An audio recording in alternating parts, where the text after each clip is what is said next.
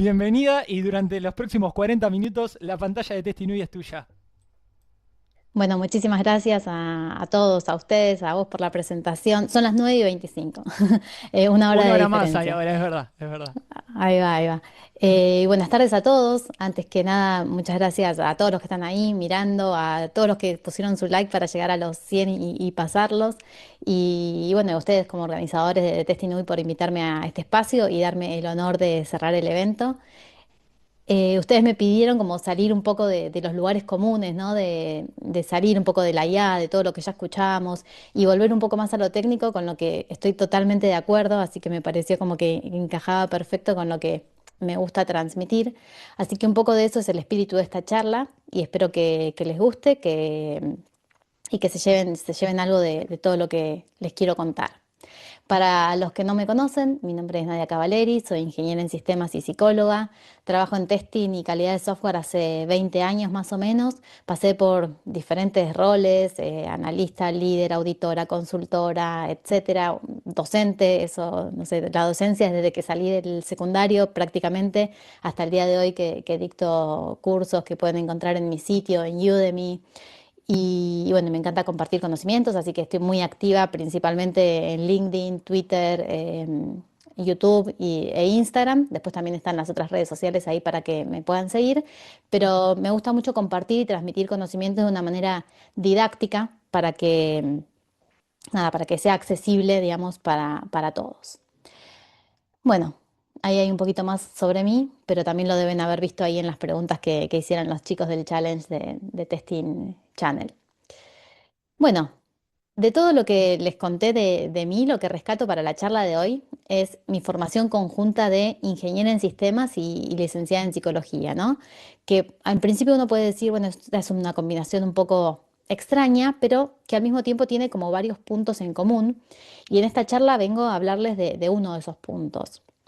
En psicología nosotros trabajamos todo el tiempo con algo que se llama el síntoma, ¿no? Un paciente llega al consultorio y te dice, no, no sé, no puedo dormir. Bueno, ese es el síntoma, es lo que se ve, lo que se manifiesta, lo que le molesta. Ahora, un psicólogo se queda ahí, le da una pastilla para dormir y listo, problema resuelto. No, o sea, nosotros sabemos que el insomnio no es el problema en sí mismo, ¿no? Es la manifestación de algo más profundo. Puede ser ansiedad, puede ser un conflicto no resuelto, puede ser miedo, pueden ser estrés, puede ser un duelo, pueden ser mil cosas, ¿no? Entonces, el síntoma es la punta del iceberg, ¿no? Lo que se ve. Pero el verdadero trabajo está en entender qué hay debajo, qué hay detrás de todo eso, cuál es la causa. Porque si solo tratamos el síntoma, cuando la pastilla deja de hacer efecto, entonces el insomnio vuelve o peor, aparecen otros síntomas, ¿no? Entonces, esto para explicar un poco de manera didáctica lo que es el síntoma. Ahora, ¿qué tiene que ver todo esto con testing? Bueno, bastante, ¿no? Porque cuando nosotros encontramos un bug, un defecto, un error, como lo quieran llamar, vamos en esta charla a llamar a todo lo mismo, digamos, vamos a suponer que todo es lo mismo. Entonces, lo que estamos encontrando cuando encontramos esto es el síntoma del software, ¿sí? El botón de login no funciona. Eso es el síntoma. El sistema anda lento, síntoma. El carrito se vacía solo, síntoma, ¿no? Son las manifestaciones visibles de que algo no está bien. Pero al igual que en psicología, si nos quedamos solo en el síntoma, no estamos realmente aportando valor como testers. ¿Cuántos de ustedes habrán reportado un bug en una parte del sistema? El desarrollador lo arregló y a la semana siguiente apareció o el mismo bug en otra parte del sistema o apareció algo relacionado con lo mismo, porque muchas veces se trabaja sobre el síntoma, ¿no? Se tapa eso, que se hace el bug fix de eso y no se analizan las causas. Uno no va a erradicar el problema de raíz. Entonces, si el botón de login no funciona, nos tenemos que preguntar, bueno, pero ¿por qué no funciona? ¿Es porque el request nunca llegó al backend? ¿Es porque hay un problema en la validación? ¿Es porque el token de sesión expiró? ¿Es porque hay un typo en el endpoint? O lo mismo, ¿no? El síntoma del sistema está lento. Bueno, pero ¿qué parte está lenta? O sea, ¿es la base de datos? ¿Es el frontend haciendo demasiados requests? ¿Es un problema de memoria? ¿Es la infraestructura? ¿Por qué está lento ese sistema?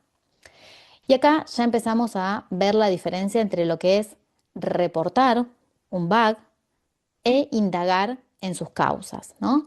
En psicología aprendemos que el síntoma habla, nos está diciendo algo, pero no lo está diciendo de una manera directa, ¿no? Hay que saber escucharlo, hay que saber interpretarlo, hay que investigar sobre eso que estamos viendo, esa parte observable. Bueno, y lo mismo pasa con los bugs. O sea, los bugs nos están hablando, nos están diciendo, acá hay algo roto, ¿sí? Pero no nos dicen exactamente qué es lo que está roto. Y entonces eso es lo que nosotros tendríamos que empezar a escuchar y a indagar. Eso que durante mucho tiempo se lo dejamos exclusivamente a los desarrolladores, hoy lo tenemos que empezar a descubrir, a escuchar, a indagar nosotros. Y entonces acá está un poco el cambio de paradigma que quiero proponerles, porque ya dejamos de ser solo reportadores de síntomas, ¿no? Ahora es necesario que empecemos a convertirnos en investigadores de causas, porque cuando reportamos solo el síntoma, le estamos pasando la pelota al desarrollador, ¿no? No sé, acá tenés, pasó esto, qué sé yo, fíjate, arreglalo, no sé, es cosa tuya. Y el desarrollador tiene que empezar a investigar desde cero, tiene que intentar reproducir eso que nosotros hicimos recientemente, tiene que debaguear, tiene que hacer hipótesis sobre algo que, si bien le estamos dando el paso a paso, como siempre decimos que nuestros bugs tienen que tener ese reporte del paso a paso, no es algo que le ocurrió a esa persona, digamos, es algo que nos ocurrió a nosotros. Y que como a nosotros sí nos ocurrió, quizá podemos tener más sospechas de por dónde viene la cosa. Cuando en el reporte del bug nosotros logramos mencionar la causa o logramos transmitir una investigación medianamente seria de ese síntoma, el trabajo del desarrollador es infinitamente más simple, ¿sí? Y la solución, en consecuencia, es infinitamente más económica, ¿no? Es mucho más barato, le estamos ahorrando tiempo. Pensemos en un ejemplo, ¿no? Supongamos que estamos probando una aplicación de e-commerce y el síntoma es que el carrito de compras se vacía sin una razón aparente, ¿no? Entonces, podríamos reportar eso con una prioridad alta porque no se puede hacer una compra, ¿no? Entonces, es prioridad alta, es algo crítico también. Y nos desligamos del problema, ¿no? Esa sería como quizá la vieja visión. O bien podríamos ir un poquito más allá e intentar entender el por qué está sucediendo eso. Entonces empezamos a preguntarnos, bueno, ¿cuándo se vacía ese carrito? O sea, ¿bajo qué condiciones? ¿Qué está haciendo el usuario justo antes de que se vacíe el carrito? ¿Pasa con todos los productos o pasa solamente con algunos? ¿Pasa con todos los navegadores? O sea, todas estas son preguntas disparadoras que nos ayudan a entender cuáles son esas causas, ¿no? Seguro que los que hicieron o hacen terapia están familiarizados con estas preguntas disparadoras que hacemos los psicólogos. Entonces empezamos a investigar, ¿no? A hacer experimentos en base a lo que habíamos hecho previamente, en base a lo que sucedió. Recordamos que, no sé, tal vez habíamos dejado pasar un tiempo, ¿no? Porque en el medio, no sé, fuimos al baño o tuvimos una call o nos fuimos a almorzar o lo que sea. Y recién después, cuando retomamos la prueba, sucedió esto de que desaparecieron los productos del carrito. Entonces empezamos a tener una sospecha. Y si intentamos hacer lo mismo y encontramos que el carrito se vacía de nuevo, solo exactamente a los 15 minutos de inactividad, nos damos cuenta que tal vez no es algo aleatorio como podríamos haber pensado inicialmente, o que tal vez eh, no pasa con determinados o con todos los productos, sino que estaba relacionado con algo temporal, ¿no? Entonces miramos los logs, vemos que había un timeout de sesión configurado en 15 minutos, pero también nos damos cuenta que no había ningún mecanismo para persistir ese carrito cuando la sesión expiraba. Entonces, si reportamos ese bug diciendo que el carrito de compras se vacía sin una razón aparente, aunque incluyamos todos los pasos, ¿no? El paso a paso de lo que fuimos haciendo, el dev va a intentar reproducirlo. No va a poder reproducirlo, entonces va a venir, nos va a mandar el ticket de nuevo para nuestro lado. Vamos a intentar reproducirlo nosotros, que ya ni nos acordamos cómo era ese escenario inicial, tampoco nos acordamos que habíamos hecho una pausa, un corte o lo que fuera, y quizá digamos, no, no se puede reproducir, ¿no? Y hasta lo demos por cerrado. cuando ese defecto en realidad sí se podía reproducir ante determinadas condiciones. Distinto es si en nuestro reporte de defectos ponemos que el carrito se vacía a los 15 minutos porque la sesión expira y no hay persistencia. O sea, con eso ya le dimos una mano gigante al desarrollador. Si además somos capaces de incluir alguna alternativa de solución, digamos, eso sería como ir 3 pasos más allá, ¿no? Bueno, sería muchísimo mejor. Por ejemplo, podríamos decir, probablemente necesitemos guardar el carrito en el local storage o en la base de datos o donde se nos ocurra para lograr cierta persistencia una vez que expira la sesión. Entonces, de todo esto de lo que les quiero hablar en esta charla de hoy, ¿no? De que necesitamos hacer esa investigación de cómo hacerla, de qué herramientas podemos usar, qué técnicas podemos aplicar para poder pasar de esto está roto a esto está roto porque, ¿no? Porque pasó tal cosa. Entonces es otra perspectiva totalmente distinta. ¿Y por qué quiero hablar de esto? Bueno, porque el debugging, que es el nombre técnico con el que se conoce a esta actividad de investigar esas causas, no es una habilidad exclusiva de los desarrolladores, ¿sí? Es una habilidad que cualquier persona que sea capaz de entender sistemas complejos puede y debe desarrollar. Por eso a mí me da como entre gracia y bronca, ¿no? Cuando dicen meterse en testing es fácil, sí, es fácil si lo reducís a la actividad de testing, digamos, a la mera actividad de ejecutar pruebas. Pero testing implica un montón de otras cosas, ¿no? Y esas otras cosas son técnicas. Por ejemplo, esta de la que vamos a hablar hoy, el tema de debuguear y entender por qué suceden los defectos que están sucediendo.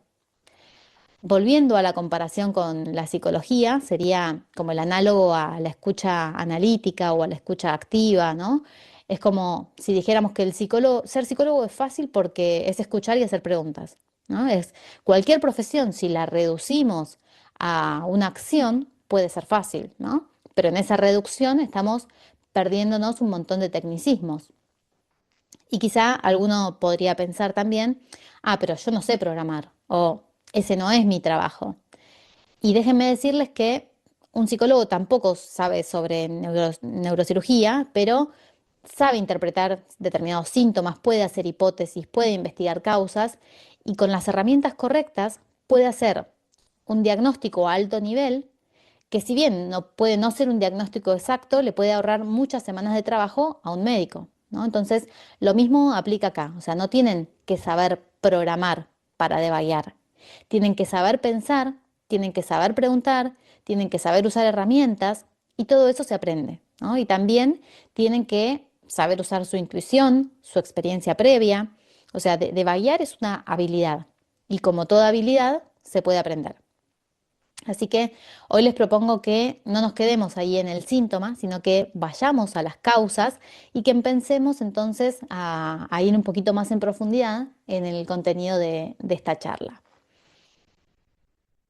Antes de meternos en herramientas y técnicas y demás, hablemos un poquito de lo que es la mentalidad, ¿no? Porque pueden tener las mejores herramientas del mundo, pero si no tienen la actitud correcta, la predisposición para hacer esto, entonces no les va a servir saber las herramientas si no tienen ganas y actitud hacia este paradigma, ¿no? Entonces, lo primero que tenemos que hacer es, cuando encontramos algo, pasar del no funciona a empezar a preguntarnos por qué no funciona.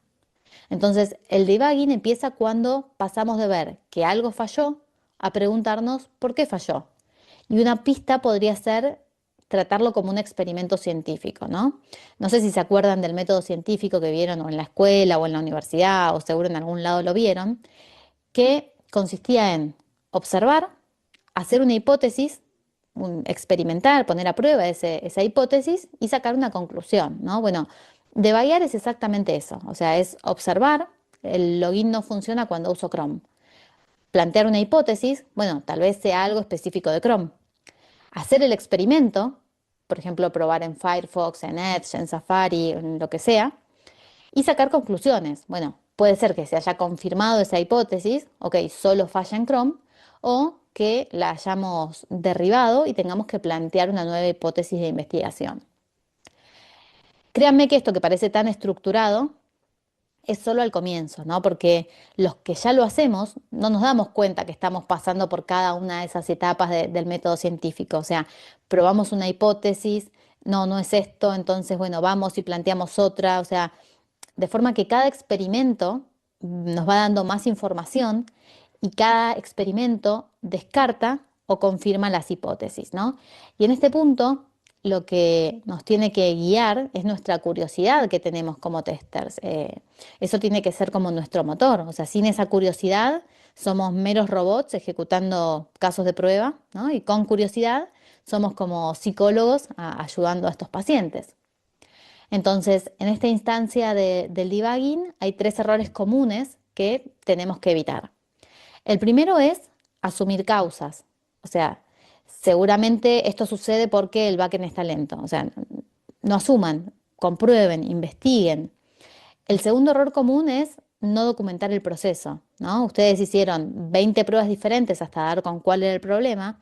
Bueno, todos esos pasos previos que hicieron, que les permitieron descartar hipótesis y compartir ese proceso de razonamiento para justificar por qué creen que esta sí es la causa, todo eso es súper útil. O sea, hice todo en el caso de que hayan llegado o no hayan llegado a esa causa, porque si no llegaron a la causa, ustedes pueden decirle al desarrollador, hice todo esto y nada de esto es, ¿no? Bueno, le están ahorrando un montón de trabajo y se los van a agradecer mucho.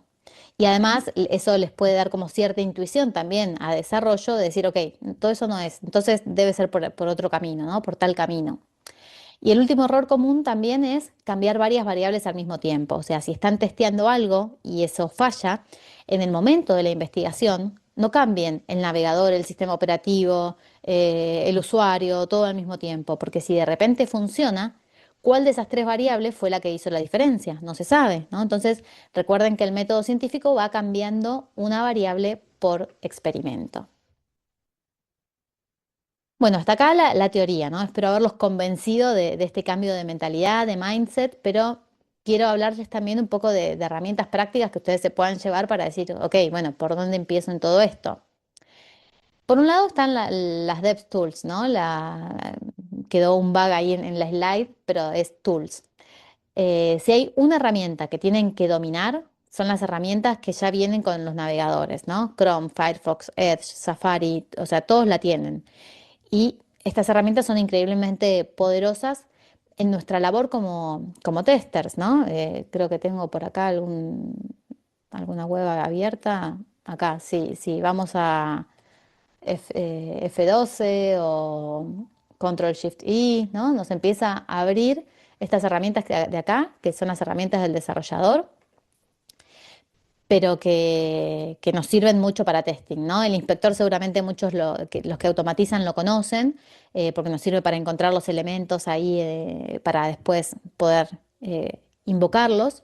Pero bueno, toda la parte de la consola, por ejemplo, que no es solamente para que los developers hagan console.log para enterarse, no sé, del estado de las variables o lo que fuera, sino que nos va dando mucha información en caso de que haya algún error. Nos provee incluso el link a la parte donde podría estar fallando algo, todo lo que es la solapa de network. Nos muestra todo el tráfico de la red, o sea, cada request que se hace, cada response que se recibe. El login no funciona, bueno, entonces vayan a la solapa network, hagan clic en el botón de login y vean si el request se envió, si llegó al servidor, qué status code devolvió, si fue un 200 OK, un 400 bad request, un 500 que hubo un error en el servidor. Y pueden ver no solo el status code, sino el contenido de esa respuesta. Tal vez el backend está devolviendo un error con un mensaje específico que no se muestra en la UI. También pueden ver el timing, ¿no? Cuando decimos, bueno, esto anda lento, ¿ok? Nos fijamos en el tiempo, cuál fue el request que está demorando más, ¿no? Es una consulta a la API, es un script externo, qué fue lo que pasó, por qué demora tanto. Y lo que sucede acá, la verdad es que en 30 segundos obtenemos mucha más información que 20 capturas de pantalla, ¿no? Entonces es muy útil también como evidencias, como fuente de información para los desarrolladores. Entonces es muy importante que como testers conozcamos esto, ¿no? También el application storage, ¿no? Acá pueden ver todo lo que se guarda en el navegador, las cookies, el local storage, el session storage, bueno, un montón de información. Así podemos ver, por ejemplo, si el usuario pierde la sesión, entonces van y miran las cookies, se está guardando correctamente el token, tiene fecha de expiración, se está enviando cada request, ¿no? La aplicación debería recordar las preferencias del usuario. Bueno, vayan y fíjense en el local storage a ver si se está guardando esta información, si se está leyendo después correctamente esa información. Si no manejan las DevTools, uno de los cursos, o sea, no es para venderle el curso, pero justo uno de los cursos que tengo es sobre esto, así que después lo pueden consultar. Volviendo ahí a las slides, otras herramientas, además de las DevTools, son los logs y temas de trazabilidad, ¿no? Las DevTools son muy buenas para todo lo que es frontend, ¿no? Pero ¿qué pasa cuando el problema está en el backend o cuando es una aplicación mobile? Ahí los logs está bien consultarlos porque valen oro, ¿no? Yo sé que al principio da miedo meterse en los logs porque tienen mucha información y son archivos gigantes llenos de texto que parecen, no sé, la Matrix, ¿no? Pero una vez que aprendemos a leerlos, bueno, son clarísimos, o sea, solo hay que buscar tres cosas: el timestamp de cuándo fue lo que pasó, el log level, ¿no? Si fue un error, un warning, un info, un debug, y todo el stack trace, ¿no? Si es un error, van a tener ahí toda la pila de llamadas mostrando dónde explotó. Ahí de hecho hay un ejemplo que nos está diciendo que esto pasó el 8 de febrero a las 14:35, que es un error, no es un warning, que está en el servicio de usuarios, que hay un null pointer exception, ¿no? Específicamente está intentando obtener el mail de un usuario que es null, ¿no? Y que pasa en la línea tal del archivo tanto, ¿no? Entonces, con esa info, el developer sabe exactamente dónde mirar y van directo al problema. Es cierto que los logs tienen mucho ruido, pero si aprendemos a filtrarlos y los usamos como una buena herramienta, la verdad es que nos ofrecen mucha información. Después, si están trabajando en mobile, hay herramientas que están pensadas para los desarrolladores, pero que ustedes también se las pueden instalar y ver los logs, ¿no? Básicamente se instalan la herramienta, la configuran y al momento de hacer las pruebas conectan el celular a la compu, no sé, y después, bueno, empiezan a ver todo lo que pasa ahí, ¿no? Para Android está Logcat adentro del Android Studio, para iOS está Xcode, ¿no? El IDE de desarrollo, donde también se pueden ver los logs. Entonces, bueno, hay muchas herramientas que, que son de utilidad. Como las empresas se dieron cuenta de que leer logs es horrible, entonces empezaron a aparecer herramientas de monitoreo de errores que hacen muchísimo, digamos, hacen que el trabajo de ir a investigar los logs sea muchísimo más humano, ¿no? Las más comunes son Sentry, Bugsnag, Rollbar, son herramientas que capturan los errores automáticamente, los organizan y te los presentan de una manera que realmente podés entender qué es lo que está pasando, en vez de buscar archivos de textos infinitos. Entras a un dashboard web y ahí, bueno, y ahí ves qué errores se produjeron, cuándo ocurrieron, te agrupa los errores y te dicen, bueno, este mismo error ocurrió 47 veces en las últimas 2 horas, te muestra todo el stack trace, qué es lo que hizo el usuario antes, las variables, en qué estado estaban las variables. Así que si en tu proyecto manejan este tipo de herramientas, pedí acceso porque para mí son la gloria, ¿no? Y porque además podemos ver no solamente los bugs que nosotros fuimos encontrando, sino los que está encontrando el usuario y que tal vez el usuario no se da cuenta que se disparó determinado error, pero ahí lo podemos ver, ¿no? Y tampoco necesitamos ir a pedirle información al usuario, o sea, ya los vemos y ya están capturados. Y por último, en términos de herramientas, también hay herramientas que son un poquito más técnicas, pero que igual son útiles. Por ejemplo, los proxies, o sea, un proxy es básicamente un intermediario entre tu aplicación y el servidor, ¿no? Entonces ahí intercepta todo el tráfico y podés ver y en muchos casos modificar esos requests and response. No sé, podemos usar Postman, Fiddler, Charles, que además de permitirnos hacer esos requests manualmente, también permiten interceptarlos en algunos casos, ¿no? Entonces podemos ver el tráfico en las pruebas también sobre dispositivos móviles, podemos modificar los requests para ver, bueno, cómo responde el backend ante determinados errores, ¿no? Entonces nos permite simular determinados errores. eh, Bueno, asociado a esto también les recomendaría aprender Postman, ¿no? O cualquier otra herramienta de API testing. Bien, eso en términos de herramientas, ¿no? O sea, hasta ahora tenemos el mindset, tenemos las herramientas, pero cómo usamos esas herramientas de una manera efectiva. Entonces, hablemos también de técnicas. Y hay distintas técnicas de investigación de estos problemas, si nunca debaguearon, ¿no? El primero es el método de eliminación, ¿no? Esto es básico, pero mucha gente no lo aplica sistemáticamente, ¿no? Es básicamente el divide y vencerás. Cuando tienen un bug complejo, dividen el problema en partes más chicas. Por ejemplo, la página de checkout no carga. Bueno, ¿qué significa que no carga, no? Entonces lo empezamos a dividir. ¿Se hace el request al servidor? Sí. ¿El servidor responde? Sí. ¿El response tiene los datos correctos? Sí. ¿El frontend procesa esa respuesta? No. Ok, entonces acá en esta parte está fallando, ¿no? Entonces redujimos el problema, o sea, no es un problema de backend, no es un problema de red, es un problema de cómo el front está procesando esa data. Otra idea podría ser lo que es el binary search, el algoritmo aplicado a testing, ¿no? No sé si conocen este algoritmo, pero básicamente si tienen una lista ordenada de 1000 elementos y buscan un elemento específico, no van a empezar desde el primero, ¿no? Uno, dos, tres, o sea, van al del medio. ¿Es mayor o es menor que lo que están buscando? Bueno, según la respuesta, descartan una mitad y repiten el mismo proceso en la otra, ¿no? Y van a la mitad. ¿Es mayor o menor? Y así, ¿no? Entonces, logramos reducir mucho el problema. ¿Cómo sería esto aplicado a testing? Bueno, tienen un flujo de 20 pasos que fallan en algún punto, pero no saben dónde. Bueno, no prueben paso por paso desde el principio. O sea, vayan al paso 10 y fíjense, no sé, las variables. ¿Llega todo bien hasta ahí? Sí, ok. Entonces el problema está entre el paso 11 y el paso 20. Vayan al 15. ¿Llegan bien hasta ahí? No, ok. Entonces el problema está entre el 11 y el 14, ¿no? Entonces así llegan de una manera mucho más rápida al origen de ese problema. Después reproducciones controladas, ¿no?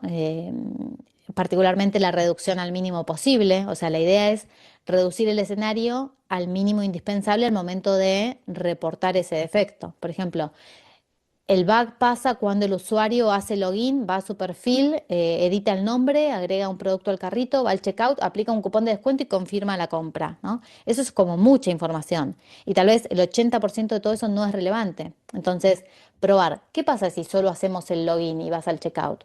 ¿Pasa esto si agregás cualquier producto o solo algunos específicos? ¿Pasa con cualquier cupón? Entonces, quizá el resultado, y reducimos el bug al mínimo, es el bug pasa cuando aplicas un cupón de descuento en el checkout sin estar logueado. Entonces, toda la otra información que habíamos puesto era ruido. Entonces, lo acotamos a lo mínimo indispensable.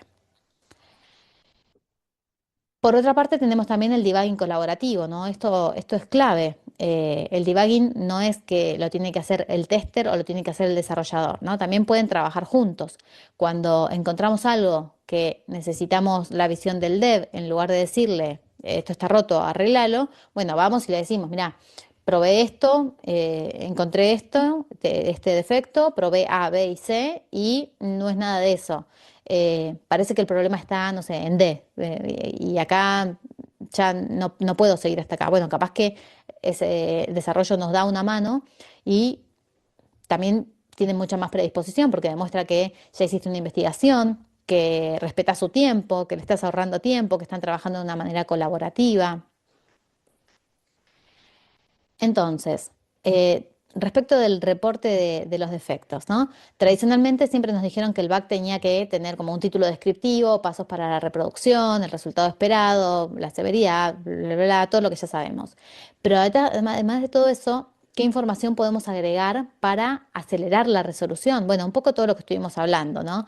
Agregar los pasos para reproducirlo, pero teniendo en cuenta la regla del mínimo reproducible, agregar las evidencias, pero no solo el screenshot, o sea, también los logs, los requests, agregar contexto, ¿no? Ambiente, versiones, usuarios, horas y demás, documentar todo lo que ya investigamos, que descartamos las causas, y bueno, y si tenemos alguna hipótesis de por qué está sucediendo esto, adelante con eso.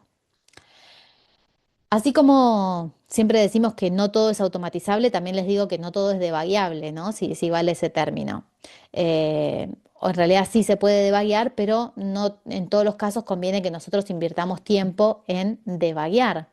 ¿Cuándo no conviene? Bueno, cuando el problema requiere un conocimiento muy específico que no tenés y no vale la pena adquirir. Por ejemplo, un bug en un algoritmo de Machine Learning, ¿no? El modelo está dando predicciones incorrectas respecto de tal cosa. Bueno, ¿podés debayar eso?